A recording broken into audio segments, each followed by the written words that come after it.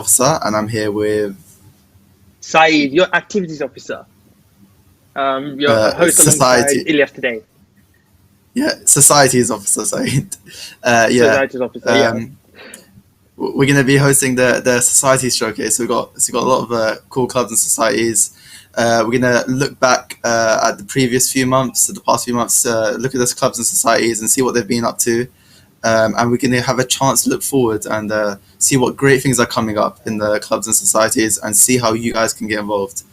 This is going to be the first of many live broadcasts that we're going to be doing, and we're very much looking forward to going on this new journey with everyone.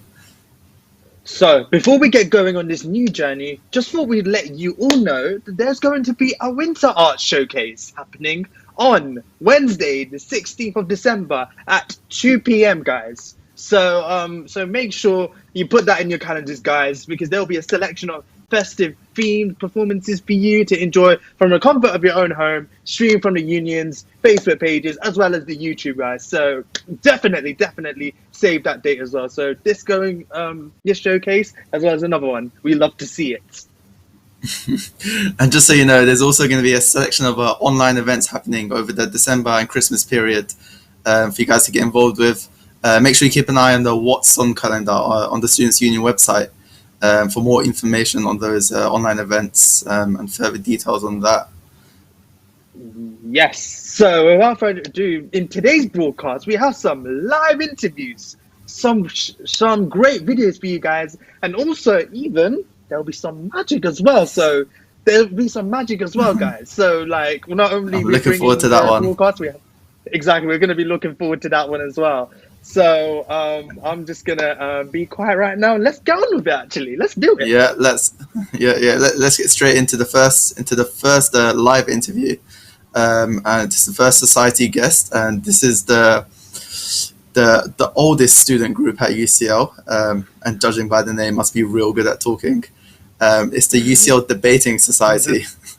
At the very heart of the society is the passion for debating, freedom of speech, and critical thought. Continuing this year, every Thursday, the Society runs debating workshops, which are open to everyone and a great way to develop your debating, public speaking, and analytical skills. We're going to have a small chat with the president, Sanjana. Thanks for joining us. Do you want to tell us a bit about yourself and a bit about the Debating Society at UCL? Yeah, so first of all, thanks for having me and for giving us a chance to talk about what we've been doing so far this year. My name is Sanjana and I am the president of UCL Debating Society. I first joined Debating Society at the beginning of my first year, last year, as I'm a second year student now. And I served on the committee then, but now I've taken up a new role in the committee. And essentially what I think the introduction was great there, what our society strives to do is to really give a chance for anybody who's interested to improve their public speaking skills, their critical thinking skills, and truly engage in issues that are pressing in the world today, and issues that we may feel passionate about. So the way that we do this is we have our weekly trainings where people will get to practice their speaking skills so that they can attend competitions. We have competitions which are held by not only ones that we've hosted, but ones that other universities host that we get to attend. And then we have our Monday public debates, which are open to the public, where we have experts in specific fields come in and talk a bit about what a certain topic and debate their side to the topic, and the audience members can ask questions so that people can all get engaged in the debate. So it's certainly, there's something for everybody there, and it's just a way for you to be able to get your voice out there and your voice heard. Mm-hmm. Cool. Wow, that is incredible.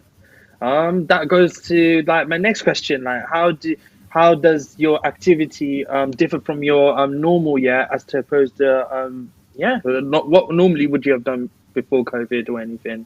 Just to know like the typical kind of activity you do in a normal year. Yeah, so typically things would look quite a bit different. For example, for our trainings, we would obviously have them in person as well as at public debates. So you get to actually debate face to face, and we usually use different rooms at UCL buildings to have sample debate tournaments. So now that's had to be moved online. So we have all of the tournaments still happening during our Thursday trainings. It's just that they're happening via Zoom. But I think it's certainly interesting this year because it certainly gives a level of flexibility. So obviously you can do it from the comfort of your own home. But at the same time, you still get the opportunity to speak, and you still get the opportunity to partner up with people and interact with people, share ideas with people. So I would say, although it does look different, it's still something that is definitely enjoyable to take part in, and something that people are still learning from, I think. I think the other big difference would be that usually we would be going to different universities to compete in tournaments. So UCL would host our own tournaments throughout the year, and other universities would host theirs, and we would go there to compete, and people would come here to compete. So instead, again, this is all happening via Zoom, at least for the time being. And so while the travel aspect has certainly been missed by a lot of us, the fact that that is good out of this is that we can now attend, I guess, more tournaments than you would have been able to in the past. So obviously it is free to log on to your computer instead of having to pay for travel costs. But as well, you have that time that you can, more time now that you can go to different tournaments, and you can still compete to meet people from other universities and have the chance to win. That's great. That's great. It's good to see how your society has adapted so well to the new COVID regulations, and it fits in perfectly with all the online. There's even some benefits to it, right? But yeah, I've got a question. So, what has been your favorite debate in the past year or so, year and a half that you've been at the debating society? Is there one that like sticks out to you or anything? I guess one that I particularly liked last year was it was actually, I think, about the second debate that I had gone to or something like that, and the topic was, it was actually a public debate, so it was open to the public, and we had experts speaking about it. And then but audience members, after the panel goes through their speaking roles, have the opportunity to give floor speeches if they'd like, and can ask questions. So that time I had actually given a floor speech. And so the topic of the debate was basically about private schools versus public schools, but basically sort of abolishing private schools, and funneling more money into public or state schools, or in this country that it would be called state school. But yeah, so that was the debate topic, and I ended up giving a floor speech, which went quite well, and so that was just, I guess, quite exciting for me to be able to first experience university debating, which was different from high school, and then at the same time, actually enjoy it. And I think that was one of the points in which I decided that I would continue with Debate Society. And I hope that people this year have been able to have that experience as well, albeit online. That's great. It's good to see that not only is it fun and something enjoyable, but it seems like there's a lot of personal development that can be gained from joining to society.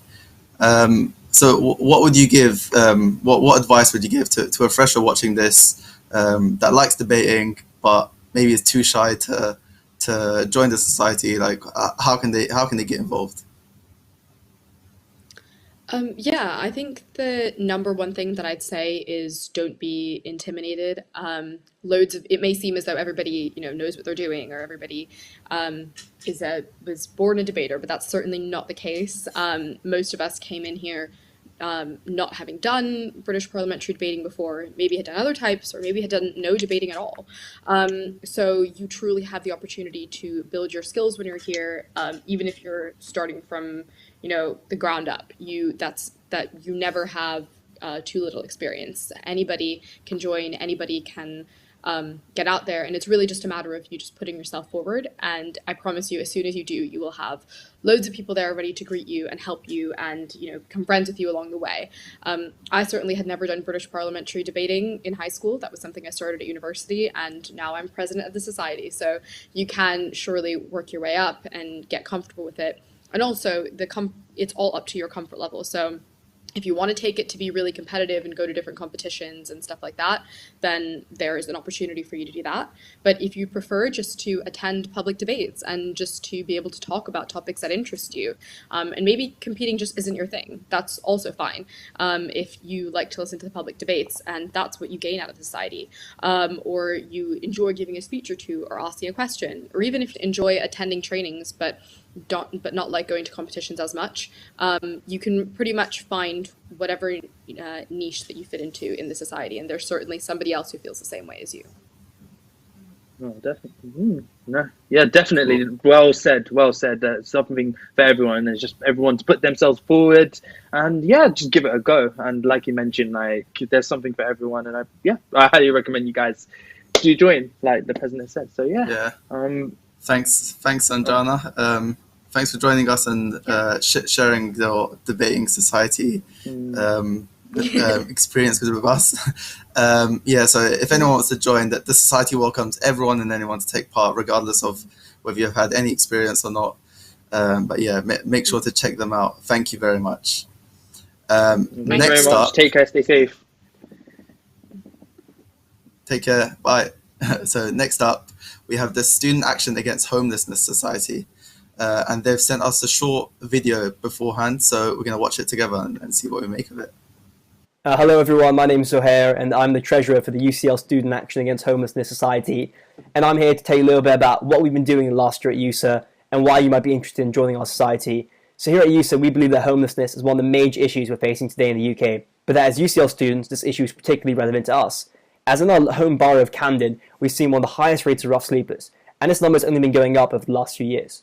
So at USA, we kind of have three main strands that we're interested in to tackle this problem, which have been raising money and awareness, helping to conduct research, and engaging in political action. And as a member of our society, you'll have the chance to do all three. So to get into a bit more detail about what we actually do, our first aim, is to introduce and sort of educate about the nature of this issue, homelessness, and then sort of show students what they can do to participate and help out in the fight against homelessness. So we hosted a number of panel discussions last year and talks. We've had MPs, professors of public policy. We had hosted a debate between the UCL Labour and Conservative Society. All of us tried to explain the nature of the problem and what students can do to get involved.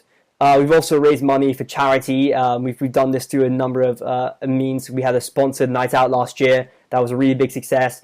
And this year, with a more virtual sphere, we've hosted some pub quizzes and over lockdown, and those are coming back again this term. And this term, our pub quizzes are raising money for a charity called Showerbox, who help to provide a free and safe space for homeless individuals in London to shower. This is really important both in empowering homeless people, but also helping to maintain their personal hygiene, which is very important during this pandemic.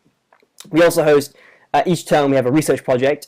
We meet, once every 2 weeks to discuss and work on it, and it's not a huge amount of work, don't worry. It's just a fun, more active way to get involved in the issues. And this term is on the effect of COVID-19 on homelessness and trying to assess the adequacy of the government's response. And we also, on our social media pages, advertise a lot of volunteering opportunities from charities that we've worked with in the past. So feel free to follow us on Instagram at UCL Homelessness and on Facebook, which you can find us at UCL Student Action Against Homelessness Society. And yeah, I just think this is a really worthwhile charity for everyone, a worthwhile endeavour for everyone to get involved in. This is an important issue as UCL students. It's important to our city. It's important to our local community. So yeah, I think it would be a great opportunity for you to get involved in. And in our £3 membership, you get access to all our research workshops, all our political action workshops, everything we do. And yeah, it's a great way to get involved and tackle a really important issue. And I hope I haven't taken up too much of your time. I hope you've enjoyed what I've had to say, and hopefully I'll see some of you very soon. Cheers.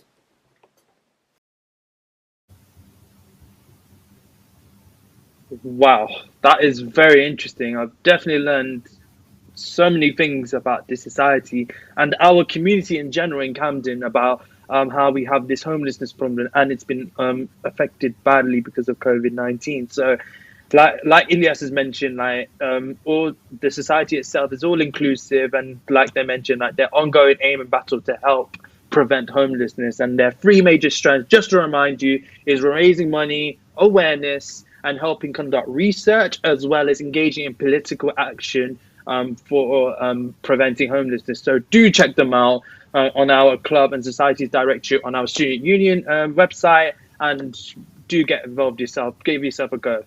into it. That's great stuff, Saeed. Thanks for that. And thanks to the Student Actions Against Homelessness Society.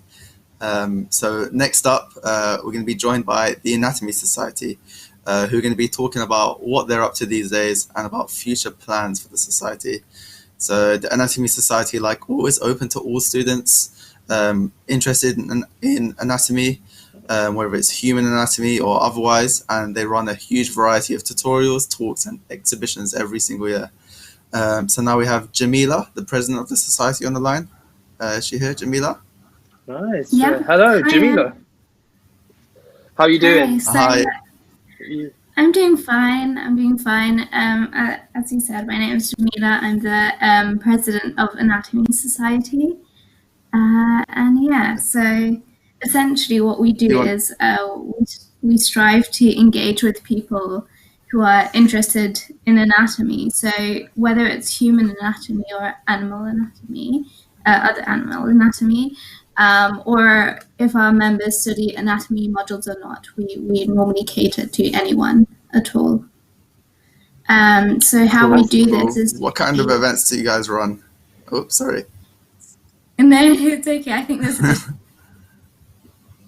Yeah, there is a bit of a delay. Through anatomy tutorials. So even though it's structured around the preclinical medical course, it's open to anyone wanting to learn more about anatomy. We also have quite a few talks, workshops, and anatomy themes socials as well. So normally we base a lot of non-learning events around the arts and creatively expressing interest in anatomy through like life drawing, going to art and anatomy talks by different doctors, and attending our annual anatomical art exhibition, which normally occurs in February or March.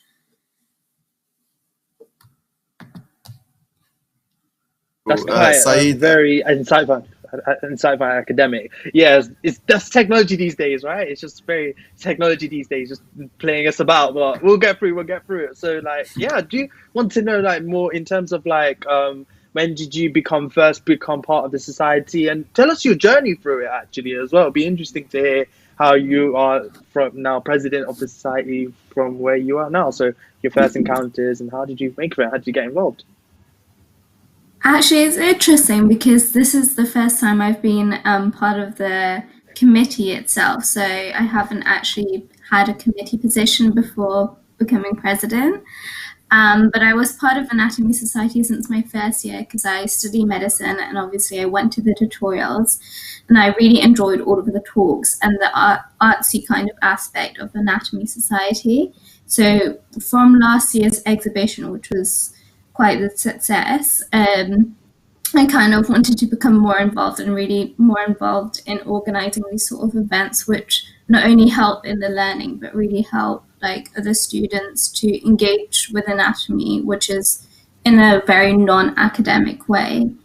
Like for example, this year we've had quite a few collaborations with other societies. Like we had a trans experience event in collaboration with the LGBT plus network, which was, it allowed our society to be more inclusive. And then we also had our functional anatomy and sport talk, which allowed people who are more interested in sport to come to our events.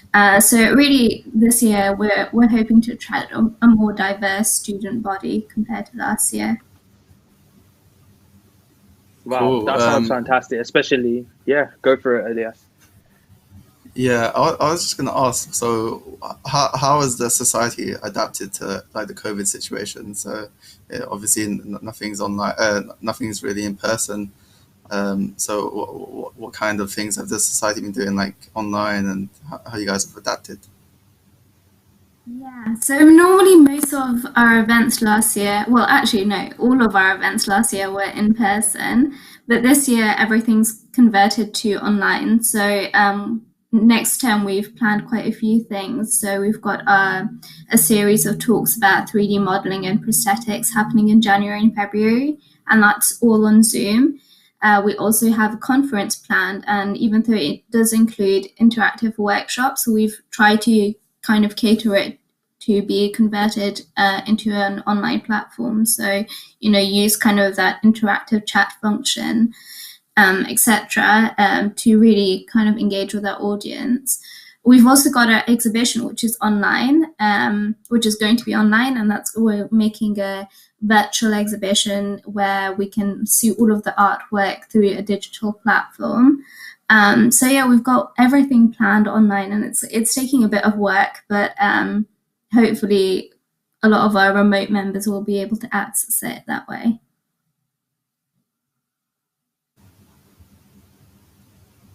Wow, that is fantastic, Cool. especially how you're That's really adapting good to see that you with guys the have adapted. situation. Yeah, I think we did it in sync as well. How you guys adapted. Yeah. And I think Yeah, just there's a bit of a like, do you have delay. any? Yeah.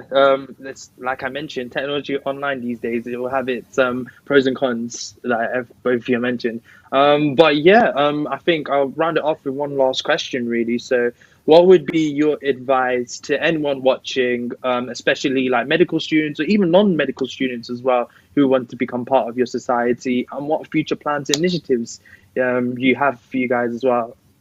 I think you mentioned some already, but any more plans or any more initiatives, and sell your society to them? Yeah, so we also have our anatomy quiz coming up, and that's aimed at first and second year medics, but like all courses are encouraged to apply. I already mentioned the exhibition, but also we've started our call for submission. So anyone who's interested in anatomy and is interested in this year's theme, which is surreal bodies, please do apply for it, and please do submit any sort of artwork, because we'd be more than happy to put it up on our virtual exhibition. And also, if you haven't studied anatomy before and you have no previous anatomy knowledge, please don't hesitate to but just join us, because we have a lot of events which don't require any prior knowledge. I mean, I sure don't, so and I'm the president, so it's okay. You can join even if you don't have any anatomy modules at all. Wow, that just you sold it really nicely for anyone watching. So if you want to join the society, I believe there's a free remote membership as well as your annual membership as well. Do check it out on our student union website, on our clubs and societies directory, and it's under here as well, the Anatomy Society. So do join them to be part of their future plans, their events. And yeah, I wish you all the best, and I really want to say well done for you and your committee for running your event during these unprecedented times of COVID-19. And keep well, stay safe, and hopefully looking forward to see you guys soon. Okay, thank you. Bye-bye. All right, bye. Thank you. Bye. So next up, I believe we have somewhat related a bit now. So we have the UCL Medical Society. So the UCL Medical Society aims to educate and inspire individuals about all aspects of medicine. So they run a wide range of events. So welcoming first-class speakers from many walks of medical careers. The society comprises of over 18 different subsections. It's a bit mad.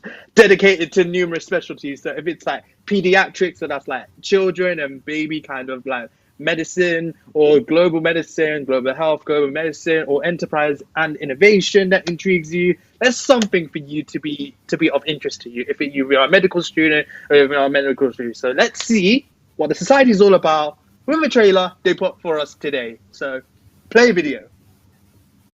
Hi everyone, my name's Anastasia and I'm the president of UCL Medical Society this year, and I'm just here to give you a quick overview of some of our events and how you can find them. So hopefully you can see the drive of events here, and we have 14 different subsections, so it really helps diversify our events. Now, to take a look at our events and timings and get the links, I would recommend going to our Facebook page and just clicking the events tab. Here you'll find all the posters for our events, and if you click on one of the links, you can find the event link as well as the timing of the event. Now, if you're interested in career-related opportunities as well as volunteering opportunities, I recommend you take a look at our webpage. If you search up UCL Medical Society at Google, you should be able to find us. Our webpage looks like this, and you can get more information on our events. But if you scroll to the bottom of the homepage, you should be able to sign up for our weekly newsletter where we include career-related opportunities as well as volunteering opportunities. And also at the bottom of our page, you should be able to find our membership. So if you click by membership, you'll be taken directly to the union page where you can purchase membership. And if you do so, you will be allowed to access our pre-clin and post-clin events, which supplement your education at UCL. So hopefully this was a brief but informative overview of things we have up and coming and how you can access them. And we look forward to seeing you at the end of this term as well as next term in some of our events. Thank you so much. Wow. Thank you. What a plug. Thanks to the Medical Society for that. Yeah, they have a lot of events online and a wide variety and a very diverse set of events. So make sure to check out their website. That was UCL Medical Society. Just Google that, or their Facebook page. They pretty much said it in their video, to be honest. Like, they just did our job for us. Like, they put their union page and everything. So, like, just you can go back at it and just go, just put it in their club and society directory. But everyone's gonna know where to find them. So next up, we have the we have the Advertising, Marketing and PR Society. So they organize speaker events and career workshops that appeal to anyone with an interest in advertising, marketing or and PR. And they provide advice as well as networking opportunities with heavyweights from the industries. They also give the members an opportunity to get hands-on experience by working on projects with other university societies and clubs, as well as local businesses. So they've prepared a short video. So let's see what they've prepared for us and we'll see what they're all about. Welcome to AMPSOC. AMPSOC is UCL's Advertising, Marketing and PR Society. We do a number of things aimed at helping our talented members explore careers in the fields outlined by our name. The core thing we do is host speaker events with companies and individuals at the forefront of the industry, so you can get a peek behind organizations that you interact with and that influence you daily. At these events, you get a chance to meet and network with those influential individuals. Another big part of AMPSOC is Amplio, our student-led consulting agency, which is a partnership with LSE. Amplio consultants get the chance to work with real businesses and startups to develop real marketing plans and projects. It's a great way to get a feel for a career in this industry, and it looks really good on your CV. We'll be accepting Amplio applications for consultants soon, so look out. The final component of AMPSOC is the social side. We host social events so our members can meet with like-minded people to discuss opportunities and simply have a good time. We're currently reworking our social events to comply with our digital environment, but once we figure it out, you won't want to miss it. So that's AMPSOC. Make sure to follow us on Instagram and Facebook for more information on upcoming events and for lots of opportunities to get involved with our society.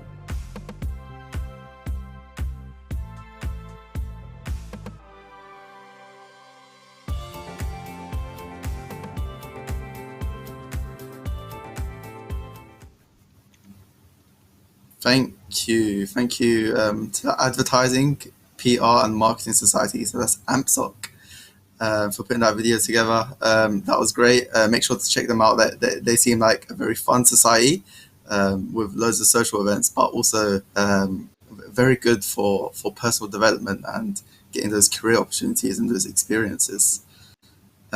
Saeed, did you join any like career or like personal development societies throughout your time at UCL? Ooh, that's a good question actually. So I think for myself, I did join like I think film and TV sort of back in like first year. So I was one of those people that just wanted to try everything, see how it's like and stuff. So I did try a bit of like debating, try a bit of TV stuff and society. I think it was like a bit of everything that I wanted to do. So you want to get a flavor as to what you liked, and it's just one of those things. I didn't know like myself as well, what I wanted to do or what I was interested in, but I did take like an interest in everything. So like I mentioned to everyone here, if you are a fresher or just like any even second years, final years, that you have an open mind really. So be interested in it. And you know what? To be honest, like I'm really glad I went, because I do want to do some. I'm doing some videography right now, doing some photography now as a speaker as well, and hopefully like become better in that regard as well. And who knows? I might do my own YouTube channel. Who knows? Or do my own company. Who knows? So yeah, like I mentioned, like the previous societies and any other side, they'll have their own benefits, and do make sure to join and do try as many things as possible. Yeah, some exciting stuff there. Okay, so next up, we're going to be talking to the Film Society. So now we have Fila joining us from the Film Society. Hi, Fila, can you hear us? Fila. Can you hear me? Hi. Yeah, You're right. hello. Yeah, do you want to talk about the Film Society a bit? Yeah, of course. So we've been always very active with loads of different kinds of things going on. So I've been part of the Film Society for the past 4 years now, or this is my 4th year being part of it. I'm currently the blog and podcast editor-in-chief. And we've been really active even this year, even when everything's gone online. So we've found ways to adapt. And we have launched a new forum, which is basically the place where we host a lot of the events that we used to have in person. So things like workshops with film professionals and others, and our screenings are hosted directly through our forum, where also our members can reply to threads, and we also post all the information about our society on there. And we have launched a new blog as well, and a new website, and we've also trained our podcast hosts to record everything online. So we're still posting podcasts every Monday and Thursday. So yeah, I think we've been adapting really well to being online this year. Wow, yeah, that's very insightful to know actually. So actually, that's actually I wanted to ask more about that department actually in that regard, in that context. How have your activities been during the COVID situation? What would have been a normal there for you guys, as well as how did you manage to adapt to this unprecedented times as well? So how did you manage to cope with it all, with you and the society? Yeah, so we are normally quite production heavy at the Society. So we've got our own studio and we've got equipment, and we normally produce several films every term. We both have term films, which kind of get the whole society involved.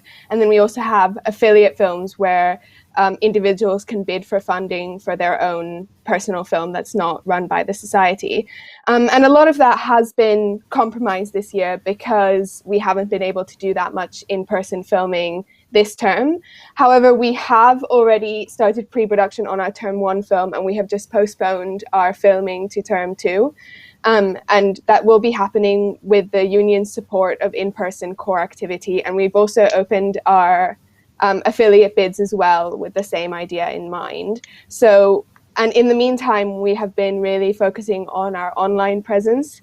In addition to all the stuff that I've already mentioned, we're also launching a new website. We're in the process of launching a new website.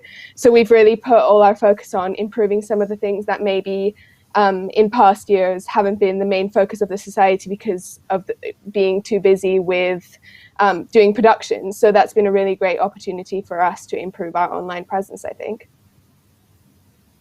Cool. It's good that you guys are adapting and sorting out the website, and hopefully next term that you guys can start filming and start getting your films. So I want to ask more about maybe like a specific film that you guys have filmed in the past, or something a film that you've been part of. Give me like an example of like an experience that you had at the society filming something that stands out to you. Well, the first thing that comes to mind is the very first term film that I was a part of. So I mentioned before that term films are the biggest films that we fund at the Society, and you can bid to be the producer or writer of these films, and then we as a society work together to make it happen. And in my very first term of my first year, I worked on the term film, and the term film has actually only just come out this year, and it's going to be posted to our YouTube channel very shortly. So that's really exciting because it's been 3 years since we shot that film, and now it's finally been edited and it's ready to go. But that experience was really great for me. I met a lot of people, and actually at the crew call that I went to for that film, I met someone else who was looking for someone to help out with their affiliate film. And so I just started making all these contacts in the Society, and then I got to work on lots of films, more and more films, as I got to know more and more people. And I met people who eventually I've started our own production companies with. So, attending these events and becoming a part of the Society is a really good way to get more experience and meet lots of people, and you never know where you're going to end up. But also, if you don't have a lot of experience, I didn't have a lot of experience with film when I started, and there's a lot of great ways to gain that experience by doing some of the less high pressure films, or by going to our workshops and learning how to use equipment and how to edit. And I didn't have any idea about editing software, for instance, when I started at the Society. But now I work as a professional video editor as well. And so I think I've gained a lot from being a part of Film Society, and I'd hope that a lot of people could see the benefits as well and join. And it's also just really great fun to be around lots of people who love all the things that you love. Wow, that's incredible. That shows the journey from like I think what stood out for me is how you became like an amateur from maybe not even knowing much about video editing to now even becoming a pro. Like, that is absolutely incredible, especially how you said so many sort of technical terms, but you made it so seamlessly easy in such a way. So it's just like, having said that, actually, have you got any sort of future plans, future films you or the Society will be making?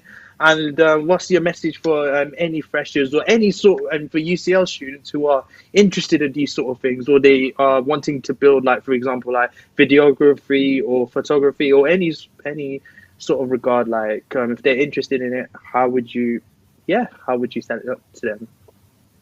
Well, the most important thing that we've got coming up right now for people who are looking to get more heavily involved in the Society is we're looking for some people to join our committee for positions that we weren't able to fill in our general election. And so we're going to be hosting these elections on our forum, and we'll be looking for new committee members. And you don't necessarily need experience with the Society to apply for all of the positions. And if you are on committee, you are in charge of your specific thing that you're doing, but we also talk to each other and consult each other on all decisions regarding the Society. So you get to be involved in every aspect and kind of learn about all the different aspects of the Society that way. And if you're not interested in being on committee, then always keeping an eye out for our workshops is a great way to learn things. We do workshops both with people within our Society and also external workshops with professional people. We've had people from the Prince Charles Cinema and a music video director speaking this year, and those are really great opportunities to get involved. And then, as I said, we're also in pre-production for our term film, so we're going to be looking for crew members for that really shortly. That's another great way to get involved. And if you're more interested in the sort of writing aspect, writing about film, not necessarily making film, our blog, which I edit, is open to anyone with a social membership, and you can write for us anytime.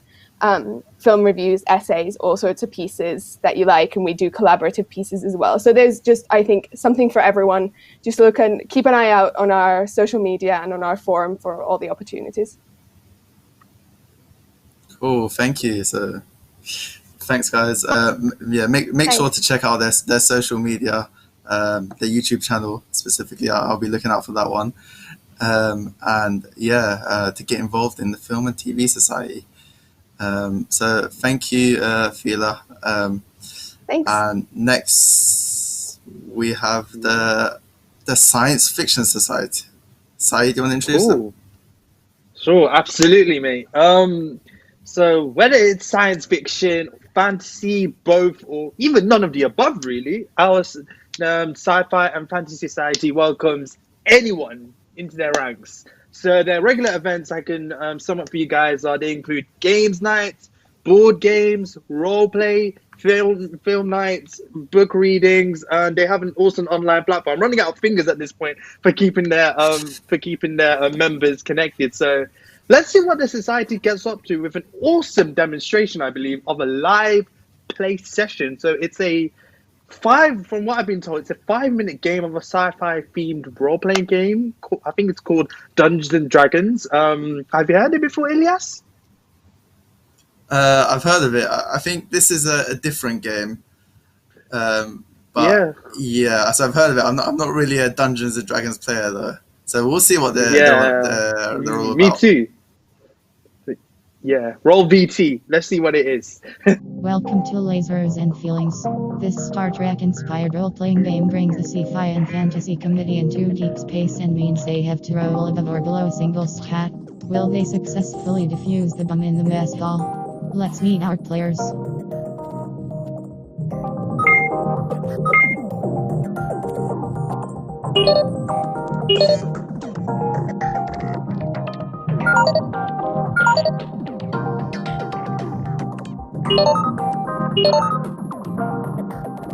Welcome to the Starship Raptor. You've been on this ship for a very long time, in the middle of deep space, but Captain Darcy has succumbed to a brain rot.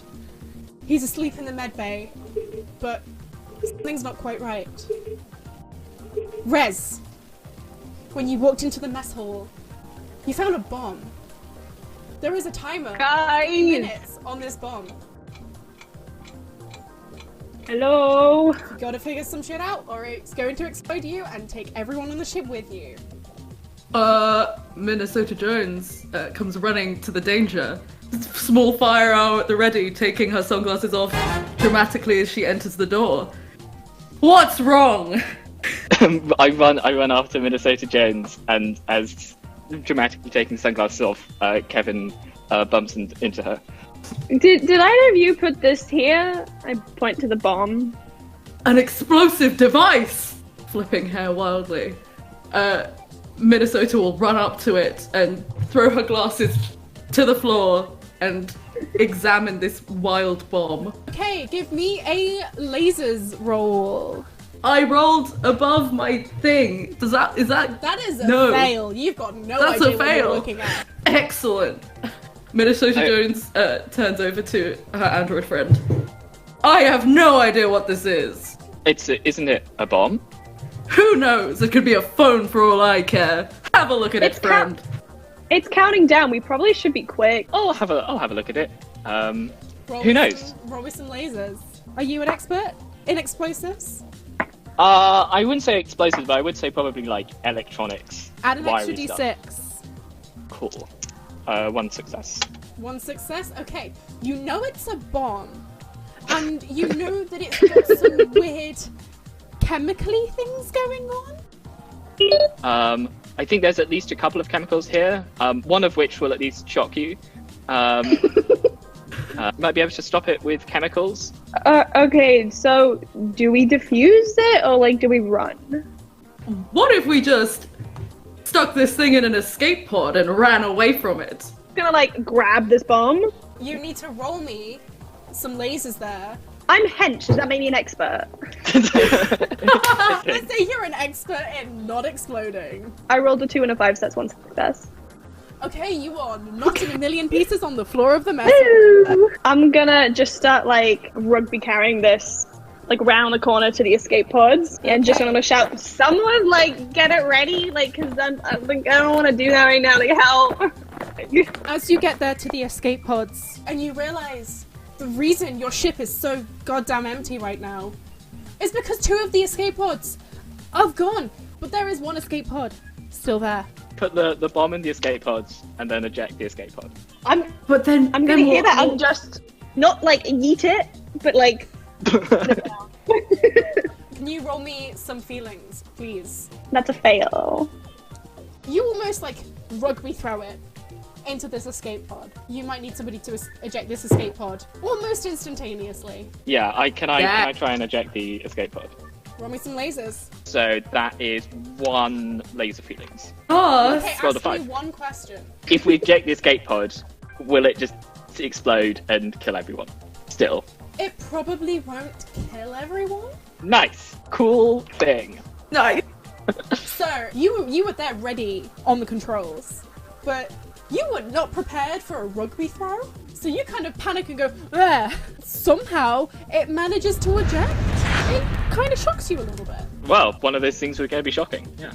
You just about manage to get this away from the ship in time. But you sense this is not a super expensive ship. There are a few very small breaches. But compared to the whole ship being blown up, I think that seems like a success to me. Another day at the office. Okay, wow. Okay, I don't know. Is it me? Does it just remind you of Among Us? Because when I saw Medbay, I thought it just reminded me of Among Us all over again. So It's got the little map, it's got that little similar map, like Polis.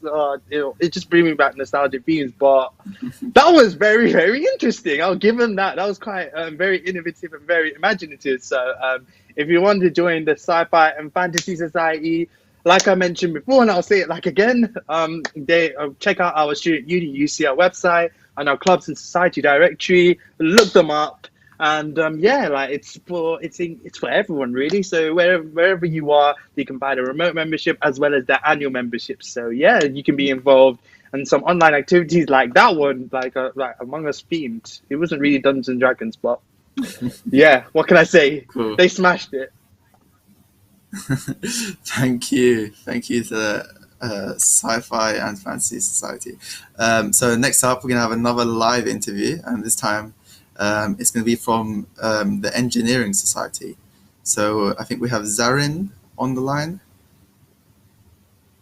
Hi. Hi, Zarin, you're right. Hi, how are you? Yeah, how are you? I'm good, thanks. I'm good. So do you want to talk about yourself a bit and a bit about the Engineering Society and what you guys do? Yeah, sure. So I'm Zarin. I am a second-year EEE student, and I'm the head of marketing at UCL Engineering Society. So as Engineering Society, we built up on the fact that we had to make a common ground for all engineering departments in 2018 when we were first founded. And as we grew bigger, we realized that engineering is not just limited to the engineering discipline or the engineering subject. It's actually everyone's an engineer in their own unique way. So we are incorporating all STEM degrees and then going further. As Engineering Society, we are one of the things that we pride ourselves is that we link employers with talent. We help people to explore employment opportunities, career opportunities, but also make sure that we're also having enough socialization and building bonds for a lifetime and enjoying the uni experience. So we've got a few events coming up, like the one with Capgemini Invent in collab with the UCL Consulting Society, where attendees can get to know about how we can transition to net zero. And fun thing is that the speaker is actually ex-UCL computer science. So that's kind of cool. Also, we've also got some Bloomberg workshops coming up, which is quite popular. So yeah, we are always rolling up new events, new socials for our members to enjoy, and that's what Engineering Society is all about. We are based on collaboration, innovation, and discovery, and we're always trying to try new things to help our members make the most of their uni experience.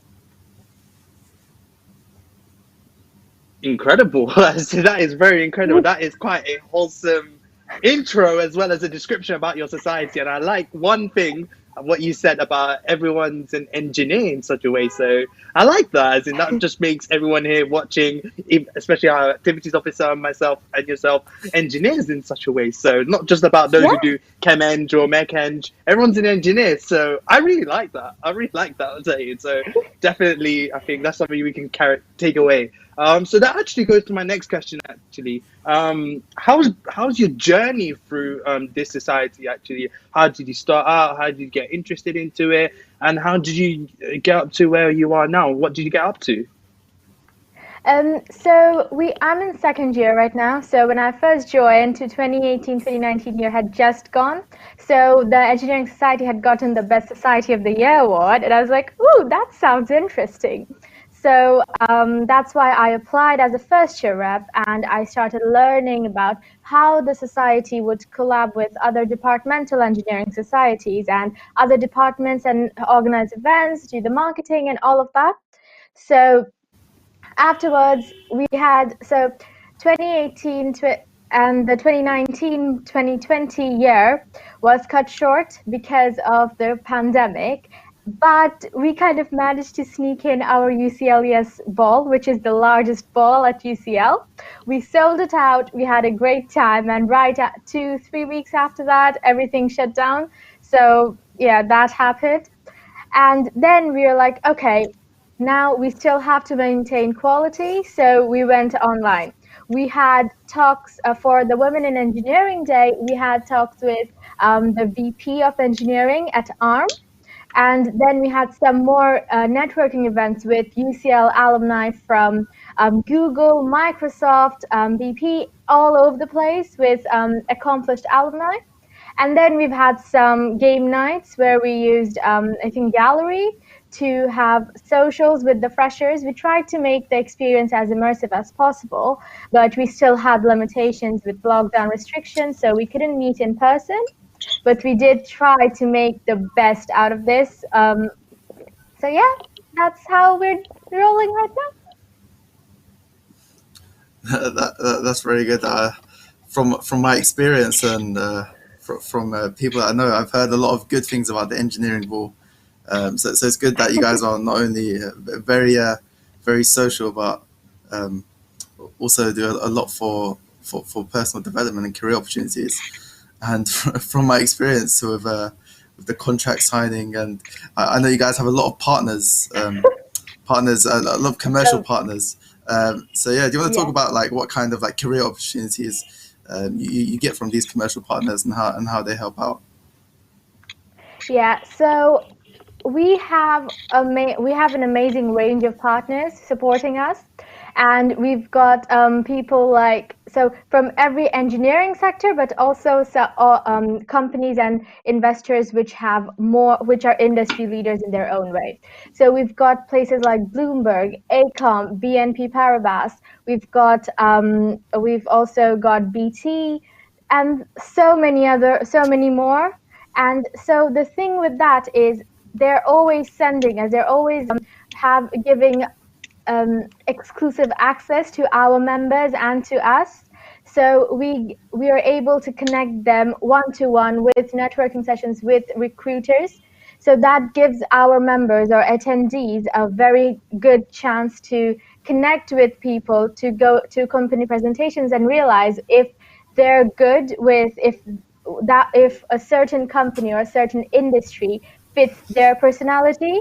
Because it's not just about getting the job, it's about liking your job. So we make sure that with the partners that we have and with the events that we collab with them, the members are getting an opportunity to understand and get a proper overview of the industry as well as how the firm would operate, because those are global firms. Bloomberg is huge. We've got AECOM, huge.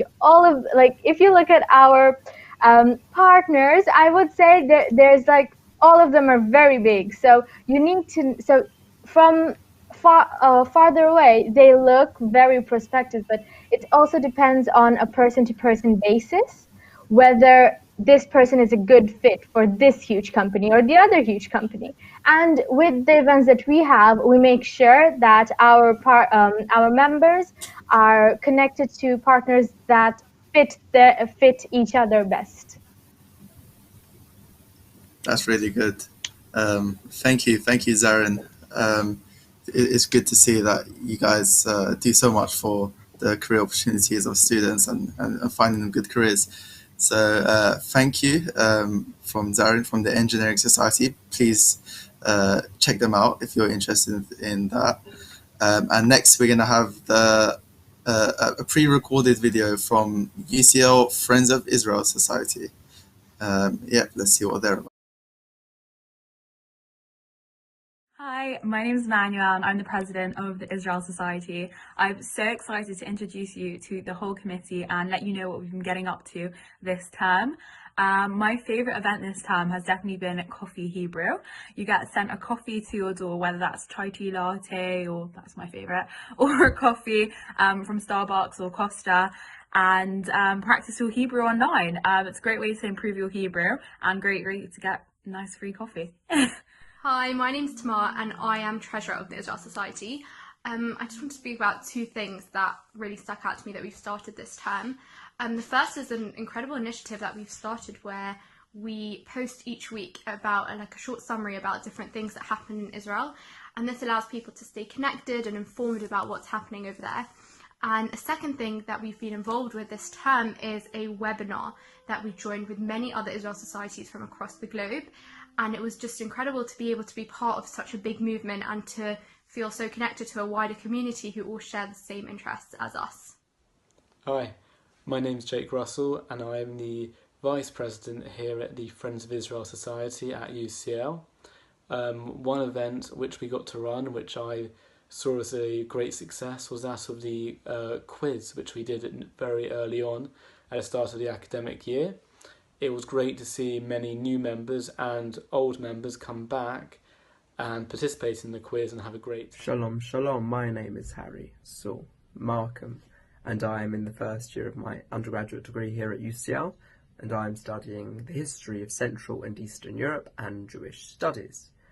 I also have the honour and indeed the privilege of being the communications officer or director, I'm not sure which, for the UCL Israel Society. And so far this term we have put on many different events, and I had the pleasure of putting on a question time event where 3 different Zionists from our community had the opportunity to put their opinions forward. And you know what they say, 3 Zionists, 4 opinions.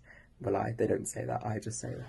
And it was an opportunity for Zionists from across the spectrum to discuss the important issues that are affecting Israel, that are affecting the Palestinians, that are affecting the world, in fact. And so that was great. But yeah, so we're a great society, very warm, very welcoming. Please do come to one of our events. Merci beaucoup.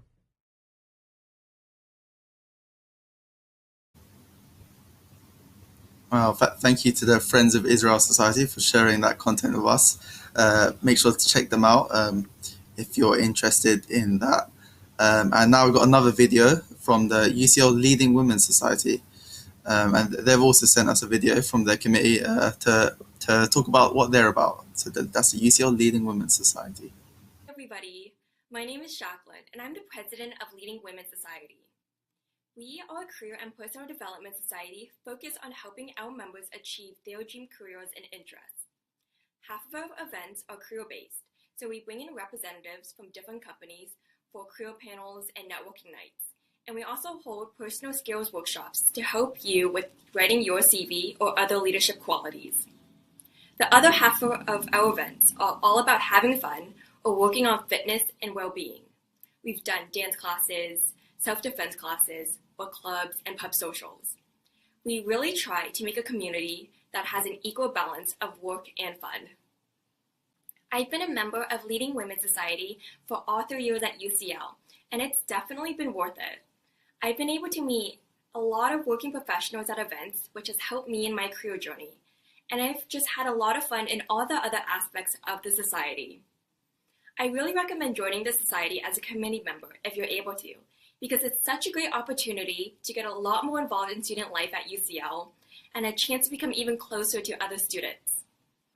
Leading Women Society is a great place if you're looking for help on your career journey in a supportive and relaxed community.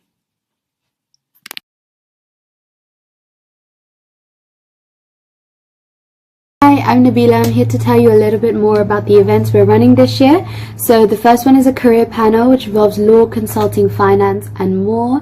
We also have a CV clinic, which involves getting you tips and tricks on how to stand out when applying for internships and jobs, and edits on your CV and your resume. And we also have a very exciting panel discussion coming up with Gen Fem UCL about feminism in the workplace. And this year we've already had our dance classes. So if you like the sound of that, please buy our membership, follow us on social media. I joined Leading Women's Society my first year, and the great thing is we're a relatively small society and we're a tight-knit community, so there's lots of opportunities for you guys to get involved and help run and plan events that you personally would like to see the society put on. Thank you. Wow, thank you. Thanks to the UCL Leading Women's Society. It's always good to have those very small communities and tiny communities, because they're the ones where you make the really good friends. Definitely, yeah, so 100%. next up, Yeah. Cool. Next up, we're going to have a live interview, this time from the Marxist Society. So they host weekly discussion meetings, lectures, and debates on history, politics, economics, and philosophy from a Marxist perspective. On the call with us now, we have Dora, the president. Hello. Hi, Dora. You're right. Good, thank you. How are you? I'm good, thanks. Do you want to talk about the Marxist Society and how you got involved in the Marxist Society? Yeah, definitely. So I joined when I was in my first year because I was really kind of fed up with seeing all the inequality and the injustice that we see in the world. And I was looking for something to get involved with, which could not only kind of explain like where injustice comes from in society, but also actually get organized to do something about it. So I've been part of the society ever since. And now that I'm in my fourth year, I'm the president. But the story about me isn't really that interesting. I think the big protagonist this year is our members, because we've had really unprecedented surge in membership. We're bigger than we've ever been, and we've had lots of really big meetings and reading groups, as you mentioned in your introduction. So we had a meeting on Marxism and Black liberation together with other Marxist societies from other London unis. And then we had a meeting on the political and economic situation in Britain, which has obviously been hit really hard by COVID and by other kind of concurrent and competing crises like Brexit and the economic crisis. And we also had a meeting specifically about COVID and the economic crisis on a world scale. And just last week, we had a really good meeting about climate change and providing a kind of a Marxist understanding and a Marxist solution to climate change. And it's been really, really nice seeing like a new generation of members really get involved and really kind of get to grips with the ideas of Marxism and really kind of make them their own. So yeah, we're having a really good year so far.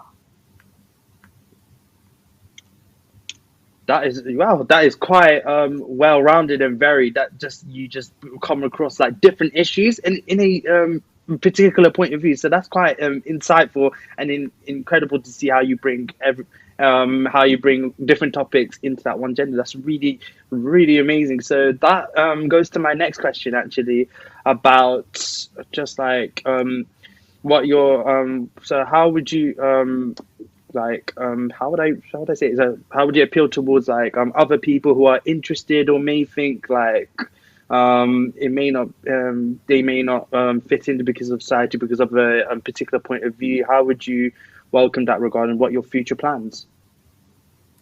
Yeah, that's a really good question. Well, I think it also says that on our little description, because we like to make it really clear, like our society is open to everyone. You don't have to be a kind of seasoned Marxist or a seasoned activist. Like I didn't really know that much about Marxism when I first joined. It was more because I was interested and I wanted to find out more. So actually, sometimes in meetings, you do also get into like different discussions and debates about different kinds of ideas in the labor movement from the history of socialism. So definitely like everyone's opinion is welcome. And one thing that we say a lot in the society is there are no stupid questions.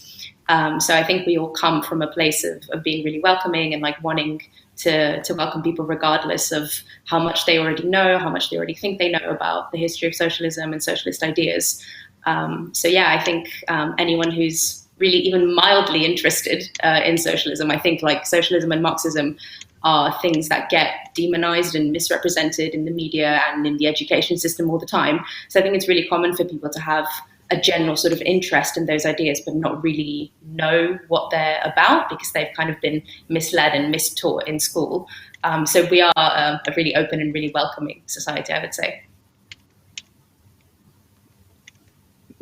Wow, that's a really good message, by the way. Just showing that inclusivity as well. I know there's a point of view, but at least like you mentioned, like it's an all-inclusive society.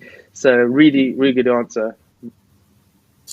Yeah, whether you share similar opinions or have complete opposite opinions, it seems like it's very welcoming to everyone. I have one question. Well, maybe not Tories. I mean, yeah, everyone is welcome to every UCL society. So can you give me an example of one event that you guys ran that you really enjoyed and which really stuck out to you? Somewhat selfishly, I might bring up an event which was hosted last year while I was on my year abroad, but I happened to be in London and I was kind of invited to speak about the political situation in France, which is where I was on my year abroad, and there was a big strike and protest movement going on at the time. So I was kind of giving a report about what the political situation in the country was and what all these strikes were about. And I think in general, the events that really stand out to me are the ones where we deal with international issues. So like as Marxists, we are internationalists. We're not just interested in the political situation and the class struggle in Britain, but we look at things from a global perspective. So for example, I think we had another event together with other Marxist societies in London where we had as a guest speaker a Russian climate activist who is kind of leading the socialist faction in the global climate strike movement.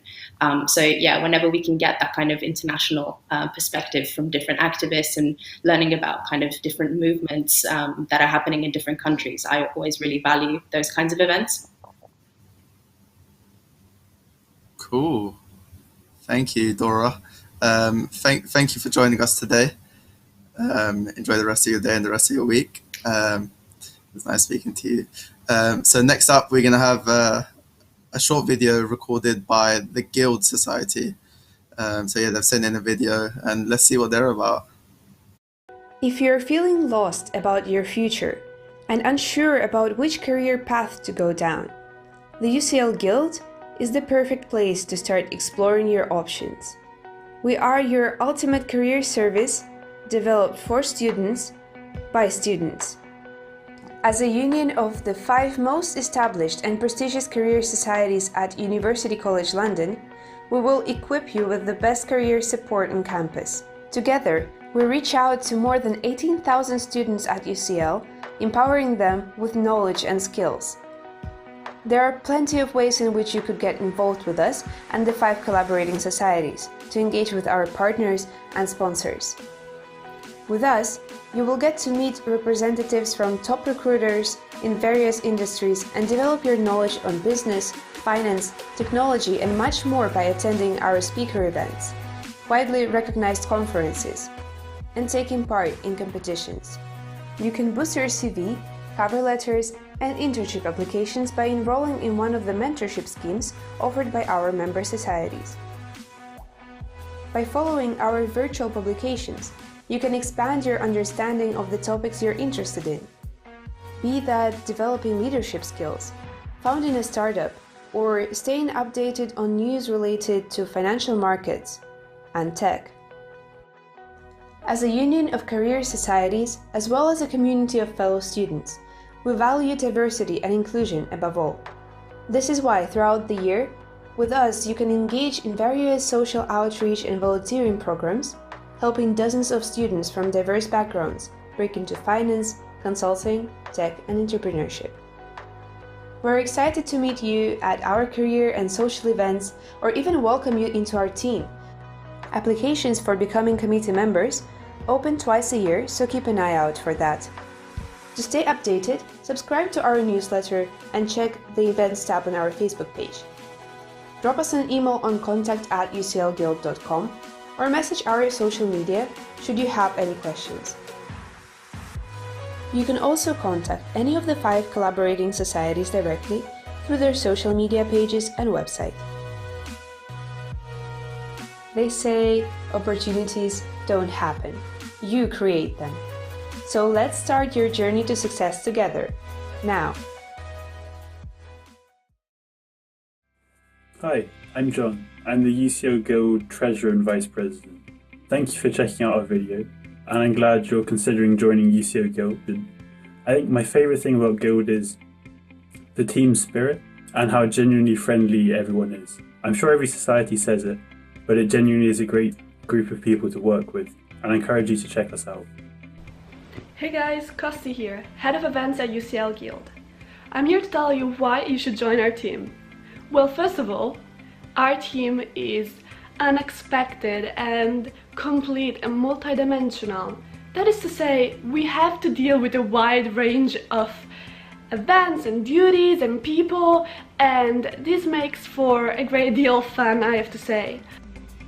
Hey everyone, I'm Shui, a sponsorship executive at UCL Guild. So our sponsorship team mostly focuses on growing our network of sponsors and partners in order to ensure that we have a dynamic calendar for you.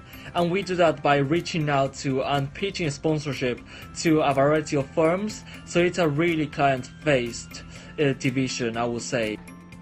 Hi everyone, my name is Ismail, I'm the head of outreach.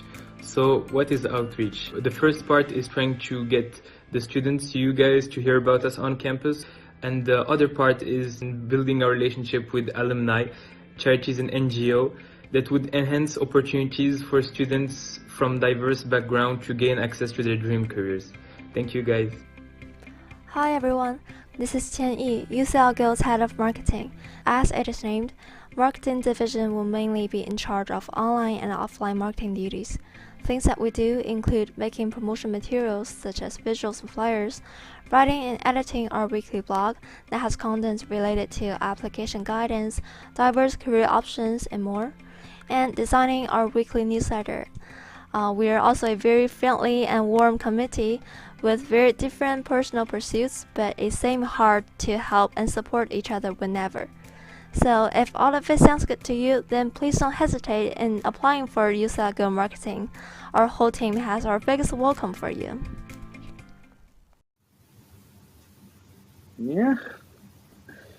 Wow, that is an incredible video, especially how they did that short, like first one. That was so professional. I wonder who done it actually. That was incredible, man. I need to recruit them if they do any videography stuff. I definitely will pay for that. How they did it. But yeah, that is going. That great, incredible job, UCL Guild, and definitely follow them as well as the other associate societies, which we love to see. Yeah, and the Guild is one of those societies with loads of commercial partners. So there's a lot of benefit in joining them, and a lot of career opportunities you can get from joining them. So next up, we have the Consulting Society, who also submitted a pre-recorded video, and we're going to see what events they're running and what future events they're going to be having. Hi, we are the UCL Consulting Society. With 24 students in our committee that range from first years to PhD students, we've got one common goal, and that is to prepare you for your consulting career. Despite uni being entirely online, we've been hosting weekly sessions with speakers from the above companies. In networking sessions following the main talk, you get to know the company very well, which improves your chances of application. But networking alone isn't enough to get you the job, so we've got guided case study sessions for you, as well as a program where we match you with case buddies. And we've also got exclusive discounts for our members with interview guide providers and digital skills providers. Besides that, we've got commercial awareness socials for you where you get to talk about current topics, and we've hosted 2 competitions so far. But the most exciting way in which you can get involved with us is by taking part in one of our projects. We, so far this year, have done 6 projects with a great variety of clients that you can read up here or on our social media. These projects are pro bono and therefore help the client, but also help you to get invaluable skills for UCV as well as consulting experience. We are very lucky to have had mentors from firms like Deloitte and Simon Cooper in the past, and keep an eye out for our projects that we have in store for you for term 2.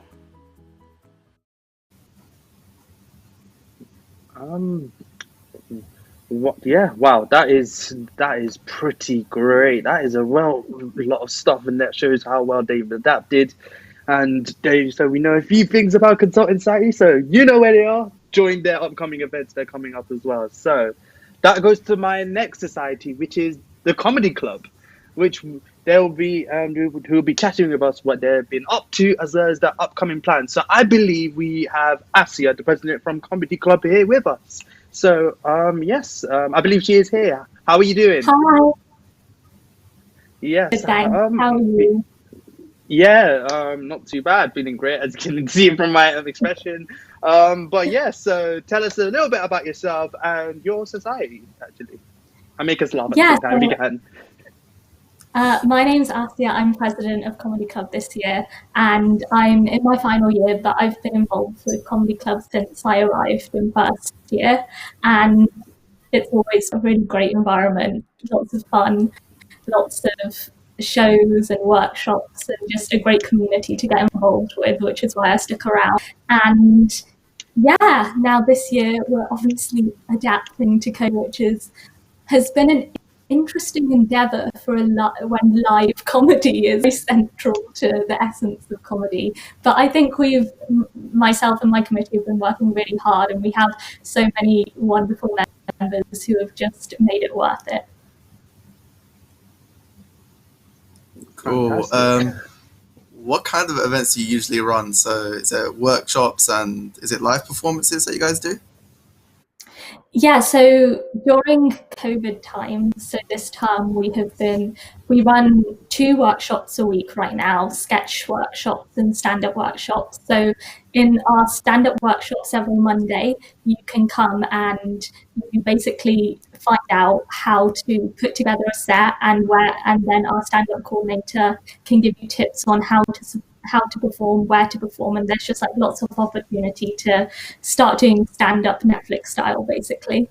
And then on Thursdays we have sketch workshops where everybody gets together to write comedy sketches, and that's always great fun because you just brainstorm ideas, and it's very casual and really welcoming for people who have never written any comedy before to just learn how to do it, and it's a fun skill to pick up.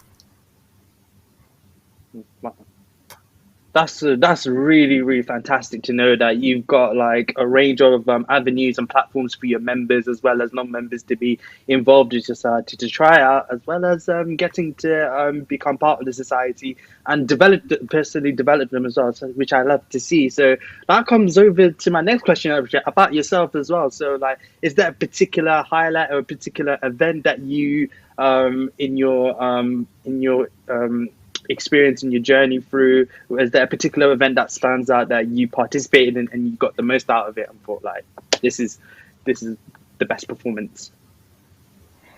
It's tricky because I've done a lot of stuff with Comedy Club that I've really, really enjoyed. So as well as the workshops where you put on regular performances, we have smaller ones for people who are beginners, and we have like bigger shows for people who want to put their writing and performing to a bigger audience. And then hopefully this year, COVID providing, we'll have a big Bloomsbury Theatre show, which is one of the first ever for Comedy Club, which we're so excited about. But I would have to say that the highlight is probably every summer, other than this summer because of COVID, we go to Edinburgh Festival up in Edinburgh, and we perform comedy for a month, and it's so much fun. Because of throughout the year we do fundraising through our performances and through our workshops and through events, and then it's really heavily subsidized, and then you can just go up to Edinburgh for a month, enjoy the festival, perform at the festival, and it's one of the most unique and amazing opportunities I've ever had. So that's definitely, if you want to experience that, then I would really recommend coming to Comedy Club, and we can tell you all about it. Cool, a whole month of laughs. That sounds really good. It sounds really fun, actually.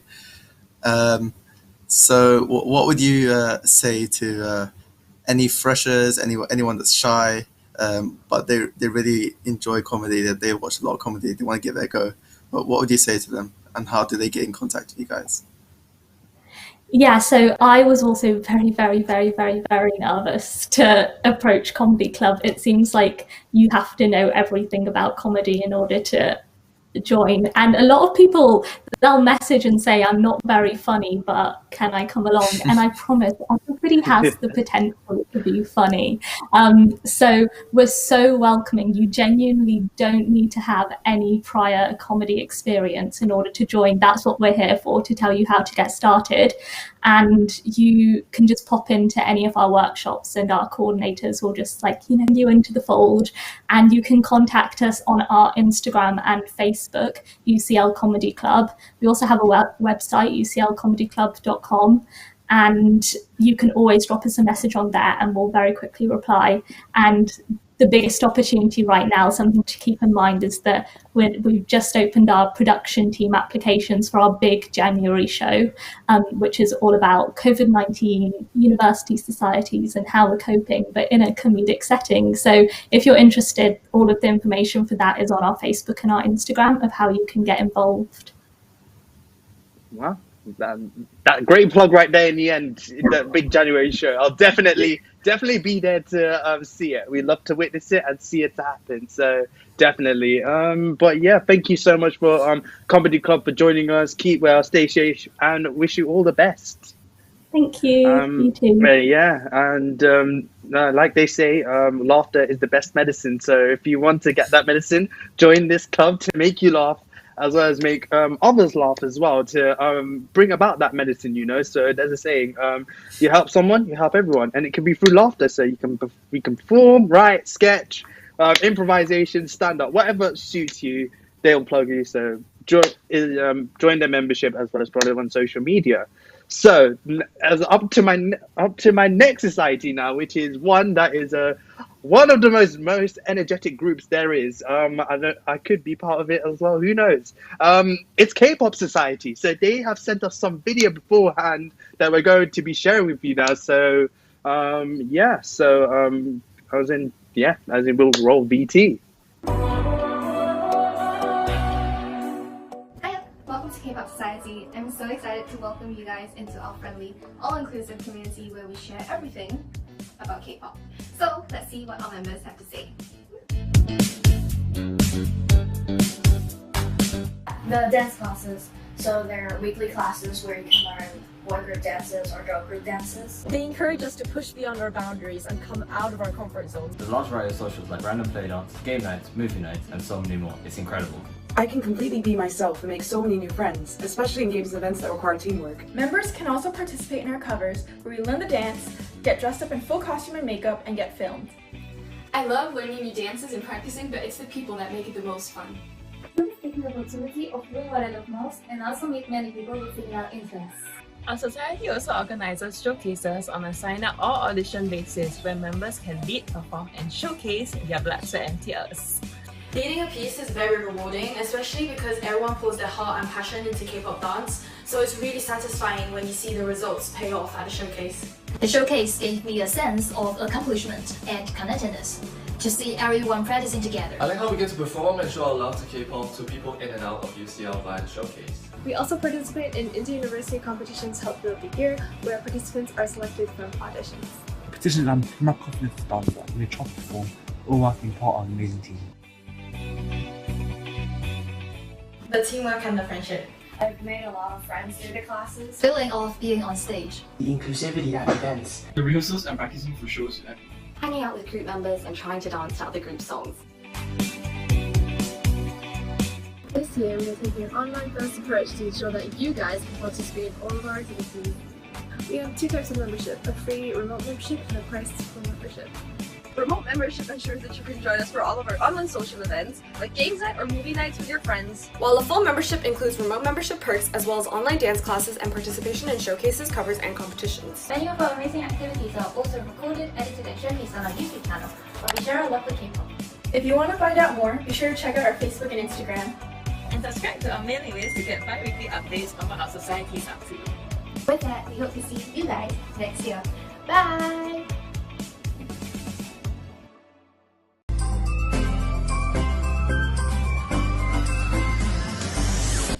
Hey guys, I'm Oksana, and I'm your events coordinator for this year. I'm really excited to meet all of you, regardless of whether it's going to be virtually or in person. Currently, we are going through really unprecedented times, but that is not going to stop K-Pop Society from coming together and having a really good time. Throughout the summer, we held a number of online socials, such as movie nights and games nights. These will also be running throughout the entire academic year. In addition to movie nights and games nights, we also have a lot planned ahead for you guys, such as trivia nights, random play dances, and reactions to comebacks together. You can acquire a free remote membership to ensure that you can attend all of our online socials, and for a small fee, you will also be able to attend and be part of our in-person activities. These activities will be sticking to university and government guidelines in response to COVID-19. We are really looking forward to and excited to meet everyone who is new this year, and we do hope to see a lot of familiar faces as well.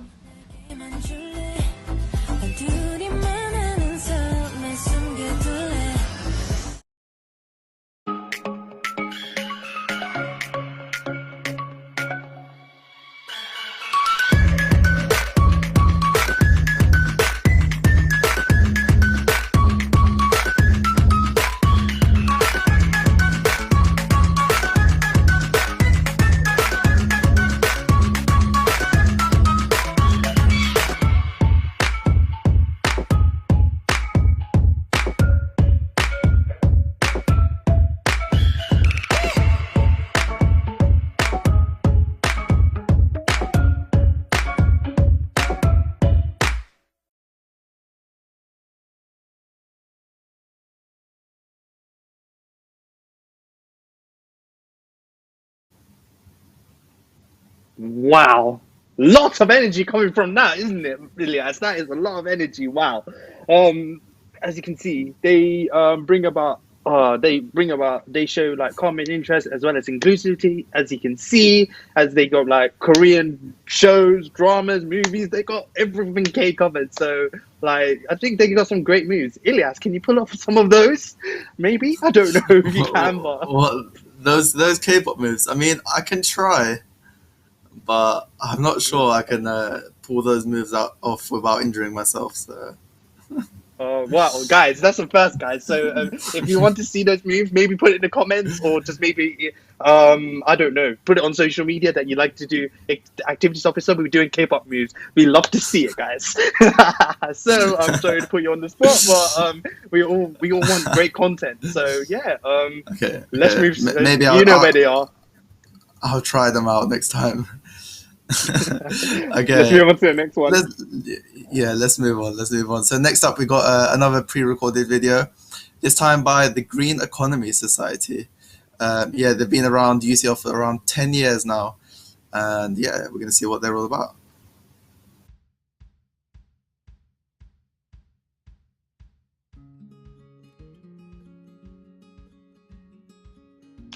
The UCL Green Economy Society is a network of UCL students who share common interests in sustainability and believe that market forces can be used to help implement the low-carbon transition. We organize academic events, invite professionals working in sustainability, as well as politicians. The government, private companies, as well as individuals can have an impact in this low-carbon transition, and we, members of the Green Economy Society, would like to give you a few tips to be more sustainable during lockdown. My tip would be to use Too Good To Go because it's cheaper and it helps reduce food waste. Hi, I'm Libby and I'm the Welfare Officer. So if you're anything like me, you're making the most of this lockdown to cook and learn lots of new recipes. Here are my top tips for being energy efficient while you're doing so. So first of all, make sure that you always choose pots and pans of an appropriate size. Make sure you always boil your water in the kettle and not on the hob.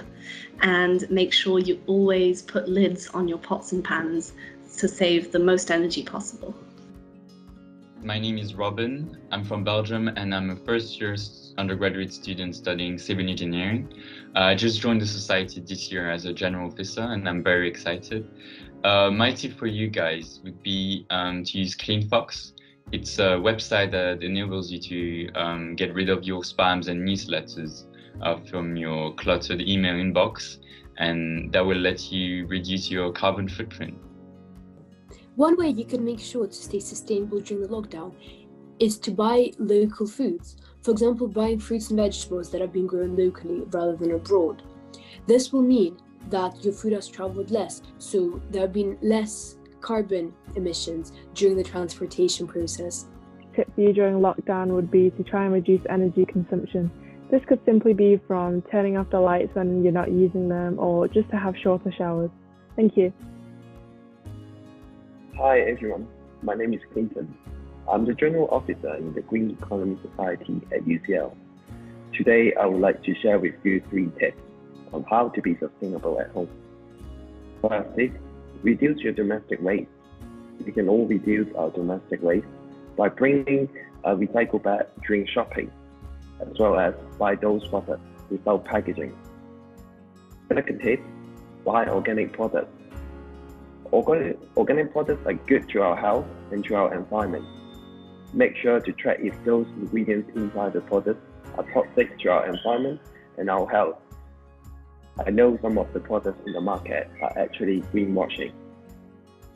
Third tip, buy those products made in your country or your neighborhood. This can reduce the carbon emissions associated with the transportation and the supply chain. I can make it. I'm sure you can make it. Thank you.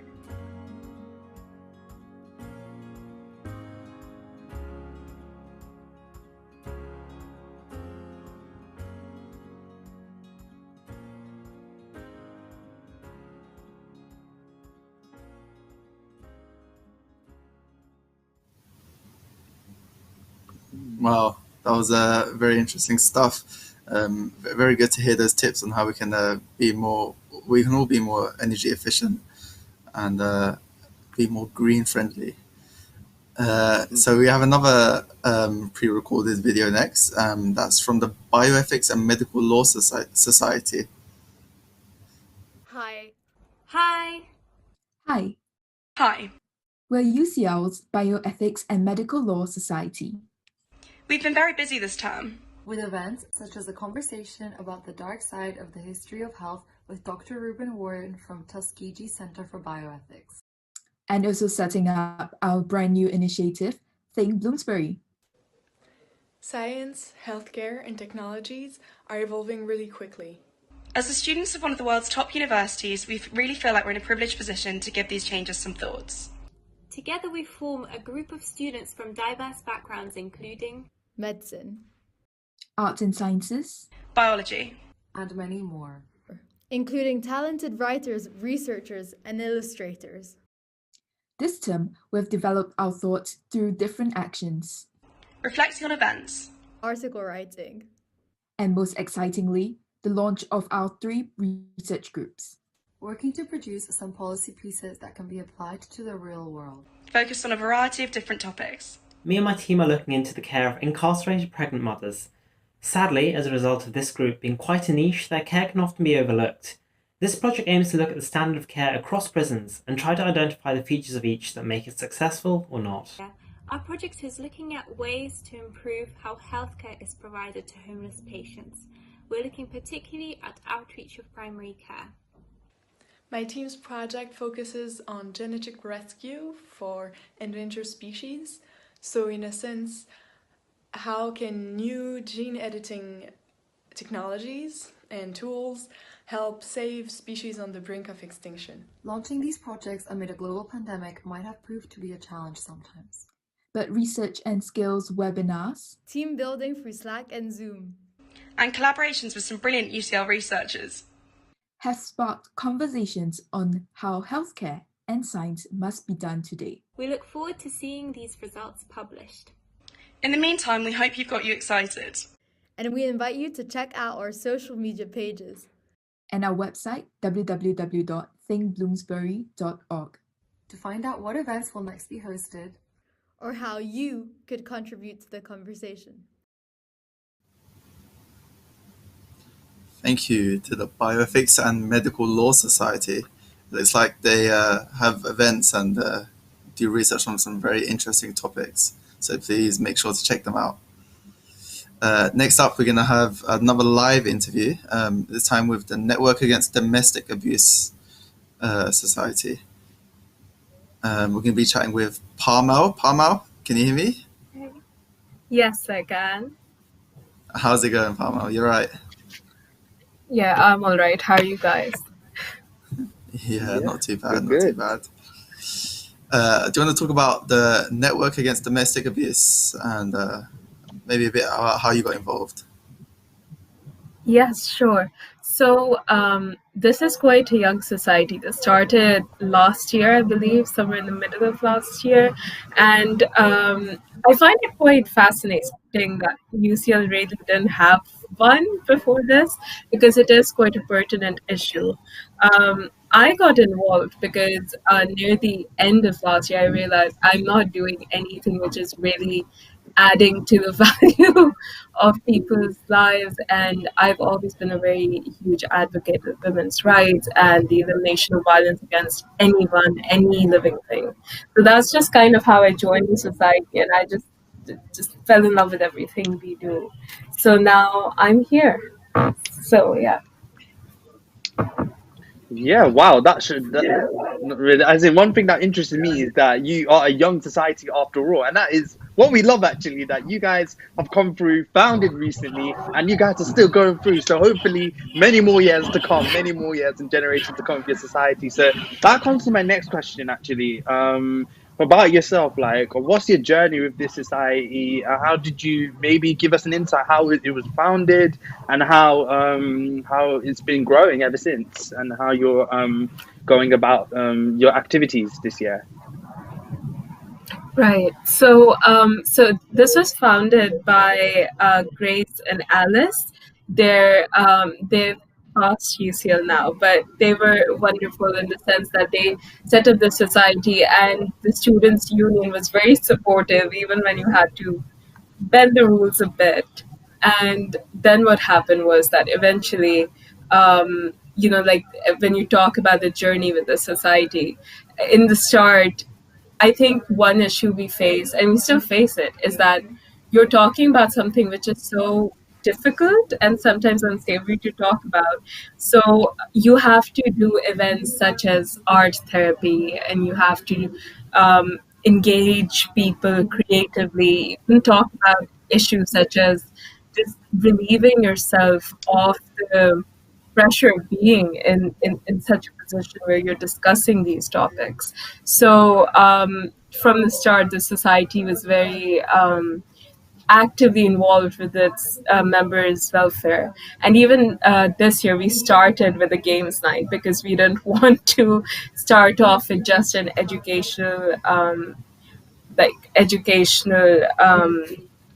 panel. So yeah, so that's kind of how we've gone. We've always balanced much more important discussions such as intersectionality and economic abuse, and then we always attach it to more fun community building things, and we have some fun stuff coming up. So yeah.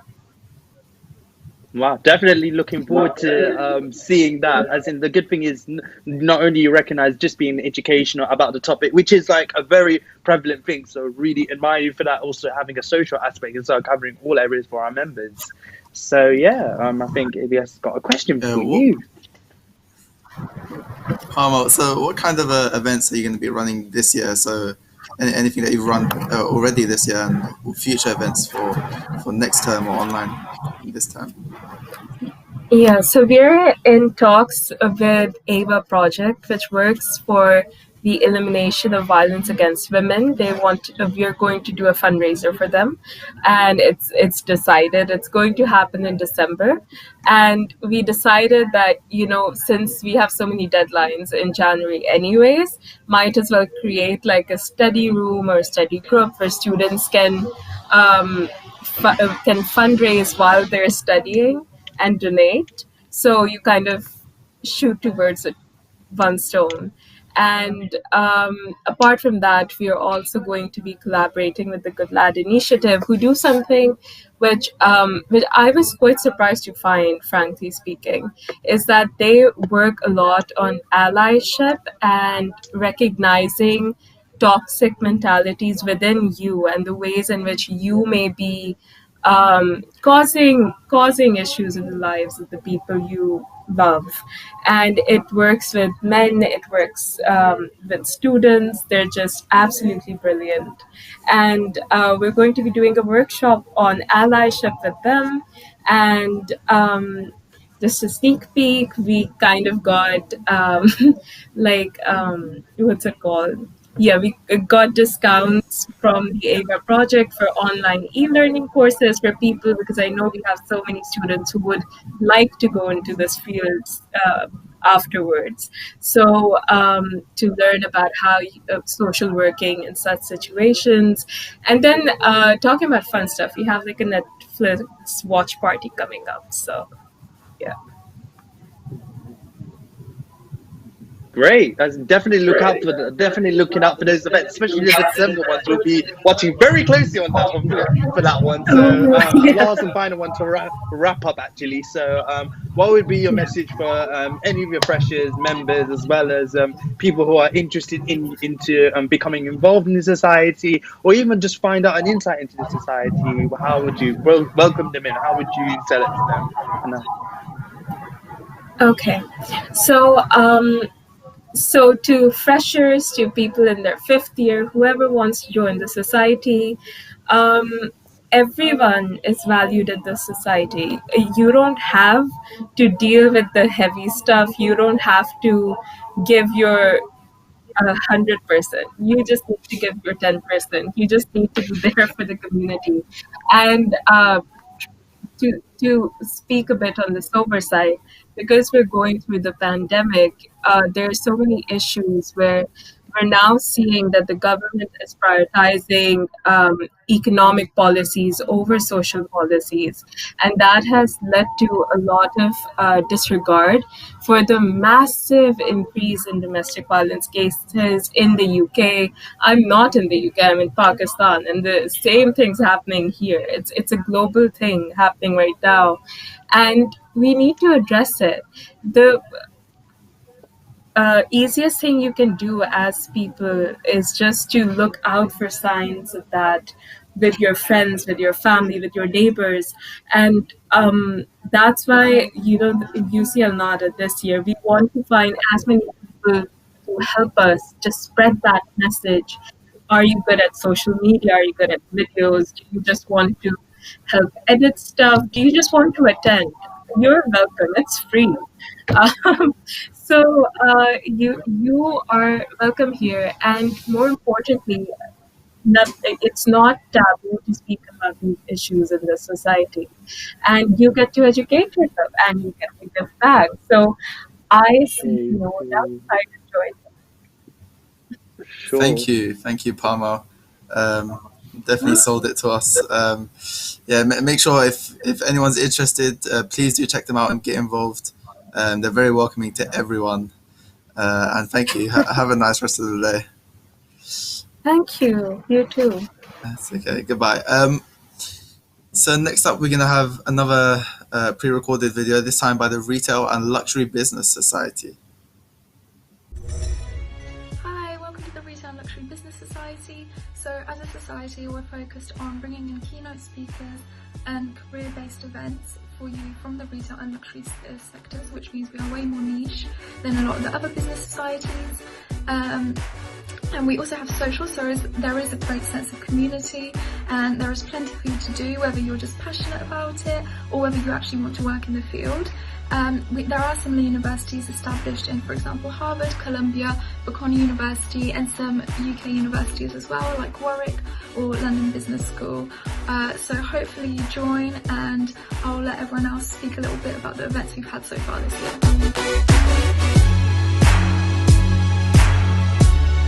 For our first event, we hosted Simon Beckerman, the founder of Depop. It was an interactive interview, and at the end he answered a lot of questions from the Q&A session, giving us a lot of insights into how he started his company and into his own career. My favorite speaker will have to be Gerard Fourie, who we hosted a few days ago, who's the Director of Marketing and Brand Strategy at Aston Martin. He spoke a bit, of course, about how the pandemic has affected Aston Martin, but then he went on to speak about the brand's main followers, their basic profiles. He showed us some demographics, but my favorite part will have to be when he spoke about drivers of change, brand strategy, as well as emerging trends in luxury markets in general. Another really exciting event we had this year was a virtual interactive interview with Indiapa Abhivardhana, the founder and creative director of House of Indi. Here we discussed topics such as luxury fashion, sustainability, bridal wear, and female entrepreneurship in Asia. This was a really good opportunity for our members to learn a little bit more about businesses outside of the UK and get real insight into the field of fashion designing. She was also the first ever Sri Lankan speaker we've had at RLBS, and we're really excited to continue hosting events with a diverse range of speakers from around the world. So the RLBS holds loads of social events as well. Our first ever event was a virtual pub quiz where the winner walked away with a Google Home Mini. We also had a coffee social a couple weeks ago, and in the next few days we're going to have a speed friending event, which is kind of our twist on speed dating, where our members get to meet one another. So yeah, there are loads of social events that you guys can get involved with in the RLBS. This year, we have launched our brand new project, the RLBS magazine, featuring all things beauty, fashion, retail and luxury, as well as information on our speakers, our events calendar, and transcripts of our past events. And as an extra perk, you, as a member of our society, can also contribute to the website by sending us articles on a topic of your own choice from the retail and luxury sector, and you might see it a couple days later on the website. I mean, how exciting is this? So can't wait to see your articles popping up in our inbox. If it is the first time that you hear about RLBS, I hope that everything we say piqued your interest, whether it's the socials, the events, or the magazine. I hope that you really made you want to join. And if you're already a member with us, I hope that you really enjoyed those first few months, and just stay tuned, because in addition to the amazing speakers that we have, we're also going to try to have some more hands-down type of events, so workshops and virtual case studies to help you develop your skills as an entrepreneur in the industry. Finally, even if you're still unsure about whether or not you want to join, just follow us on social media and hop on the next social, because it's a very welcoming vibe and a very friendly atmosphere. It's a great way to meet everyone. And I think I speak on behalf of the whole committee and the whole members of RLBS when I say that we really want to hear about you and that we really want to meet you. So follow us and join the next events.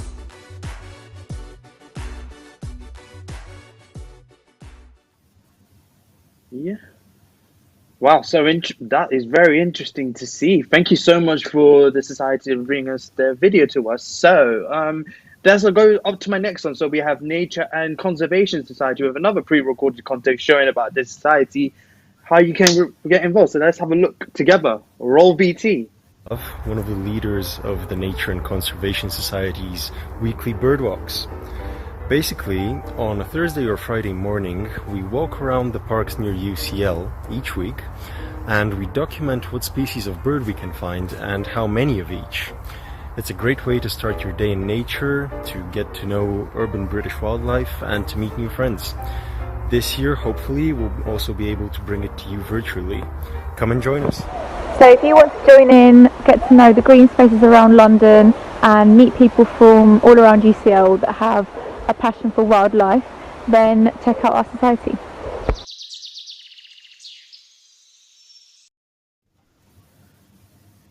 Yeah, wow. Well, that is like a perfect society to be. Well, the next David Attenborough, actually, as in, and what's funny, and I'm good. And the funny fact is that David Attenborough did actually attend UCL. So, so that's a put one out there. So yeah, and I think go and join their society. So as a whole, and I think Ilyas, you have the honor of doing the next one.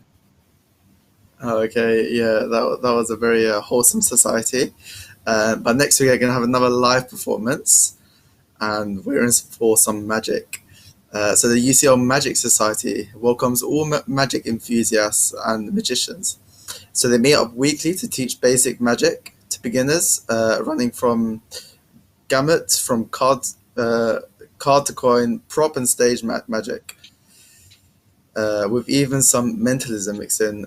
For those specifically interested in performing while at uni, we can provide you with some great opportunities.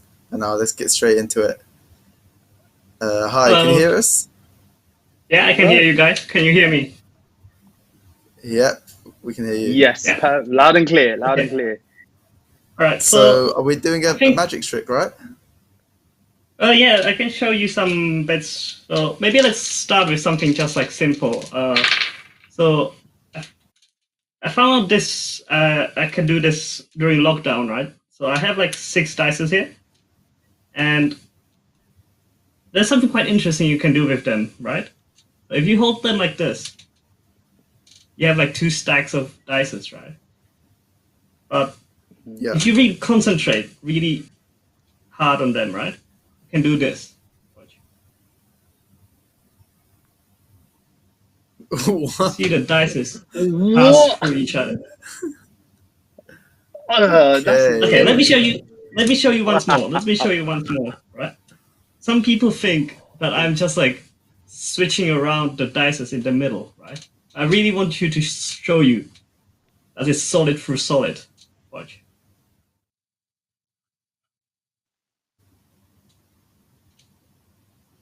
Through my finger. Okay. Okay. So that's just something. When I see these magic tricks, I always try and think, like, how have you done it? Is it real magic? So am I right in saying, for that magic trick, you've kind of jumped the dice, so you've taken it apart and then put it back together? Not really. You have to hold them to like keep them. So. Oh, okay. You know what they say? A magician never reveal their tricks. As in, it's gonna be very interesting. Do you have any more tricks you want to show us? Actually, Yeah, I still have quite a bit. So let me show you something with the deck of cards, right? So I'm gonna take the 2 red aces. There's one. There's another one, right? And I'm gonna keep them in the middle of the deck like this, right? Can you see it? Mm-hmm. Yeah. Sure, yeah. So, can one of you guys tell me any card you want? Okay. Go on, Saeed. You got any on? Okay. Let's just say 2 of clubs. 2 of clubs. Yes. Okay. Let's see. Did you see it? No. The 2 of clubs is in between the 2 aces now. Watch. Because 1 ace is on the top. 1 ace is on the bottom. And now your 2 of clubs is somewhere in between the 2 aces. Right? And that's a bit... I'm sorry, that's a bit cheeky from me, but let's try this again. So you said the 2 of clubs, was it? Yeah, that's correct. Okay, let me try again this time. Okay, it happened already. So you see now the ace is gone from the top. They actually go back into the middle, right? Trapping 1 card, if you can see, there's 1 card reversed, right? So you said the 2 of clubs, right? Yes. No way. Oh, no way. No. What the hell? No. Okay. Yeah. Okay. That was mind blown. How did you do that? Oh my god. Yeah. It's up to you if you want to say it, but that was just too. I'm trying to comprehend what I just saw. That was literally magic. Okay, I'm guessing we're going with that a magician never reveals his secret. Yeah, I think we'll go along with that regard. So the content. So let's actually get through the interview with it. Now, I really want to know about you actually, like how you got through this journey. So, how did you get into a magic society? What is your magic background prior, and how is it maybe developed or grown when you became part of the society? And what is your position in the society as well? So hello everyone, I'm Peter. I am the current president of Magic Society. So I've been doing Magic for 10 years now, so even like before uni, right? So, and UCL Society, like UCL Magic Society, it's been here before, but at one point it got disaffiliated, so I just recreated it last year. But like, there were quite a lot of like, around like UK, there's quite a lot of like magicians that like were part of the Magic Society in UCL, and some of them are still like magicians and like advisors for like Darren Brown or like Dynamo. So it's quite like UCL is quite a breeding ground for like good magicians. So I was thinking that's why I kind of recreated it back. Yeah. Okay. So what kind of events do you guys run? So for example, if someone's watching this, they're their first year, or there's someone that's not really joined any societies, what kind of events do you guys run? And what would you say to invite them to your society?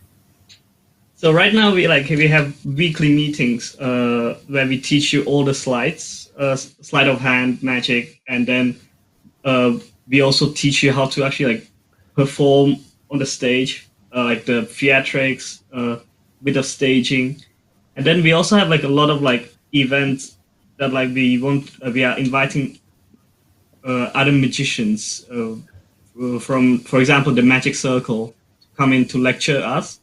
And then also we have like, we want to like have film screenings and just like have fun, jam around. Yeah. That's very innovative and cool to see that not only you obviously doing it in person, but obviously doing that online interaction as well. So showing that magic can be taught online, and you do review the tricks there. So I'm intrigued. I might just maybe pop in one time to see.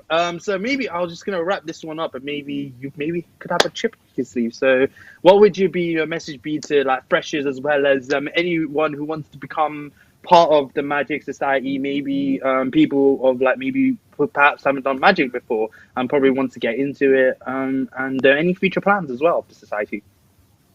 Yeah, so right now we have like we are planning to start like some online shows, because that's the best we can do right now, and hopefully like when we can have in-person shows, we can start like making like shows to like the general UCL students can join in as well to watch us, right? And if anyone wants to join us, they can find us on Instagram at UCL Magic, or they can find us on Facebook, UCL Magic Society. You can, for membership, we have both remote membership and full membership. The remote membership, if you can't join our sessions, we still give you like the whole, we kind of still like show you where you can find all the resources, how to learn magic. And if you go get the full membership, you can join us, our like weekly sessions. It's only £3, so it's just the price of a meal deal. So, yeah. I think you summed it up very well. With a Tesco meal, there's only £3, so that's very good. And yeah, very well presented. And maybe, do you have a final trick up your sleeve, so they say? Maybe to finish the... Go for it. Yeah, I do. Let me finish with this then.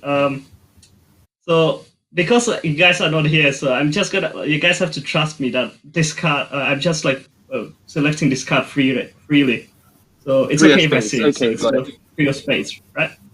Okay, so like when you join Magic Society, we will teach you a lot of stuff. So for example, like just shuffling, you can like shuffle cards like this, very basic, right? Or you can do like very fancy shuffles like this. Right. But there's like one more, there's like sometimes like people like to shuffle like really weirdly, like face up and face down like this, right? And like this is like probably like a magician's nightmare, because like you see the deck is like face up, face down, right? Face to face, back to back. You see like even like sometimes like back to back, face to face, like that. But don't forget, we are a Magic Society. We are not a shuffling society, right? So even with the deck like this, if I just like pass my shadow like this, right? You see the whole like straighten itself out, apart from one card, which should be the selection. No! Oh my god. Oh, that is just too much magic to deal with. I mean, even if it was in person or just like online, I think it was just as effective. If anything, I think going from the comfort of my own home. So I just want to say thank you so much for taking your time to do the interview as well as doing your tricks. I think we definitely thank you very much for having me. We'll look forward to seeing you next show. Stay safe. And yeah, Elias, how did you find that? I think that's a great way to end the live stream, don't you think? Yeah, thank you so much. I don't know what it was. Was it like his sleight of hand? He just put his shadow over it. I don't know. You make it sound like a Call of Duty pack, like sleight of hand, like quick reload or something. Oh, that was mad. I think we've got to bump in at some point to see that. We need to know the tricks, honestly. Yeah, we'll go and then we'll trick everyone at the union. I don't know. That was a good way to end the live stream. So that was our final performance, everyone. Thanks everyone for joining today. It was really nice to speak to all the clubs and societies and see all the videos that they prepared for us. There's loads of events still going on, whether it's online or potentially in person, hopefully next term.